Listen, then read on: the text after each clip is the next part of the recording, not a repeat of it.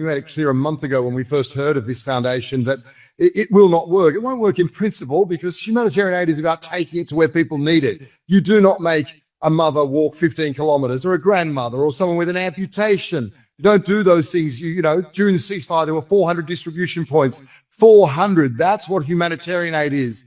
This was never designed to work, but there was an additional danger in politicising it, militarising aid, which was when you take people into a combat site, you may well have incidents like this. We've now seen, as you say, 2 mass stickers. So it's what was warned, not only because this veneer of aid is also preventing what people really need, which is to flood the Gaza Strip through UN agencies and our very brave Palestinian organisations on the ground.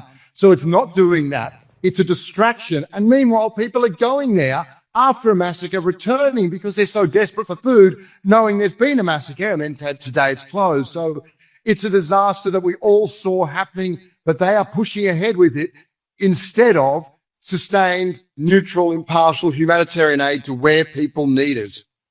They say, of course, the Israelis, that they are doing it this way, when the Americans say they're doing it this way, because Hamas takes all the aid from the UN. As someone who's been there several times over the last year and a half, what's been your experience in terms of aid being diverted away from people who need it, UN aid?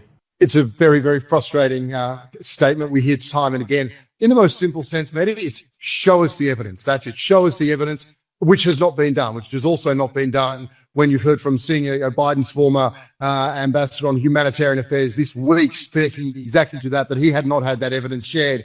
So we face statements time and again designed to discredit tried and tested aid systems and then to allow and justify weaponizing aid, which is, of course, designed to force a population, use aid as a bait, force that population. So, Mehdi, when it comes to aid diversion, show us the evidence. There is none. UNICEF, we're a last mile deliverer. We get food to a child. We don't use third parties. We have monitoring systems that are exhaustive. This is not the first place that we've worked in without a great degree of governance. This is what the United Nations does. Then you could talk about looting. Okay, well, looting, the United Nations has been very clear. When you deny a population for 70 days anything, it's economics. It's the economics of scarcity.